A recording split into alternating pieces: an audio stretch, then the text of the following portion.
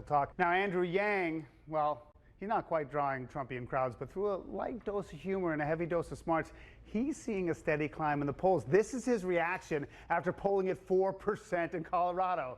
Must be the weed, of course, alluding to the legalization of marijuana in Colorado. And by the way, he's already qualified for the third debate, so he's no joke. But many of you don't really know much about Andrew Yang. I sat down with him for some rapid-fire questions to give us a little more color into this colorful candidate, and I started by asking him the coolest spot he's visited on the campaign trail so far.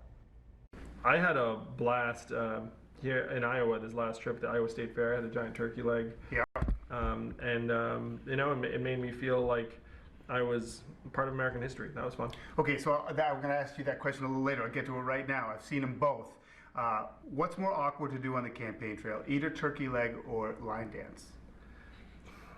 Definitely line dance. You did a pretty good job, though. Thank you. Because eating the turkey leg, you know, you were satisfying your hunger, and you know, it's going to sound crazy, but you actually, when you're eating this turkey leg, you kind of block out the fact that you're surrounded by reporters and cameras. In terms of the questions, you get so many different questions in Iowa. The range is incredible. What's the most memorable question you've been asked so far on the campaign trail? There was a high schooler in Iowa who asked me, first he said, I have classmates who have fentanyl patches on their shoulders, already addicted to opiates, and they're never going to seek help because it's an illegal substance. What are we going to do? And I heard this, and I said, what are you going to do about teenagers that are already addicted and have fentanyl patches, and how does this kid have to be exposed to that as a freaking high school junior or senior? And that question led me to figure out what we could do, and I concluded that we should decriminalize opiates for personal use, so that if you have an addiction, you're not afraid of getting sent to a jail cell, that we're going to send you to counseling and treatment instead. If you were in the opportunity to debate Donald Trump one-on-one, are you going to A, go toe-to-toe, or B, stay above the fray? You know, so many Americans have told me that they can't wait for me to debate Donald Trump because I'm sort of his opposite.